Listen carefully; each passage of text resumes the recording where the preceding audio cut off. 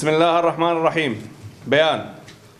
تود الجبهة العربية الموحدة أن توضح للرأي العام تداعيات وأسباب ودوافع استهداف الشيخ وصفي العاصي رئيس الجبهة العربية الموحدة بما يلي: أولاً، إن الموقف الشجاع والجريء للشيخ وصفي العاصي الذي أوضح من خلاله للرأي العام عبر منبر الشرقية، والذي تضمن عرض التجاوزات التي حصلت على أبناء مناطق الرشاد وتازة وداقوق من قبل 3 جهات يعرفه الجميع، ودفاعه عن أبناء المكون العربي في تلك المناطق هي أحد الأسباب التي أدت إلى استهدافه من قبل بعض تلك الجهات والتي كانت متورطة في تلك التجاوزات.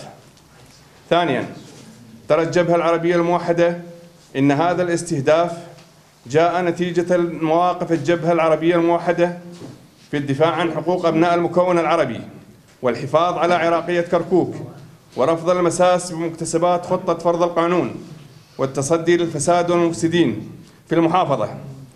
وأخيراً، موقفها الداعم للتظاهرات السلمية والمطالبة بالتغيير والإصلاح.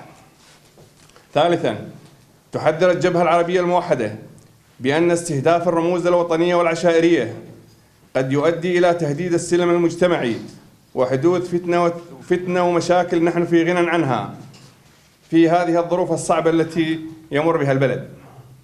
4.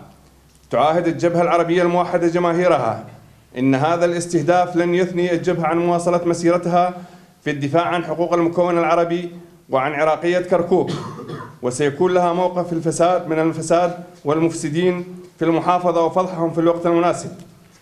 عاشت كركوك عراقية لكل العراقيين، عاش العراق الحر الواحد الموحد. الجبهة العربية الموحدة، كركوك 8 كانون الأول 2019.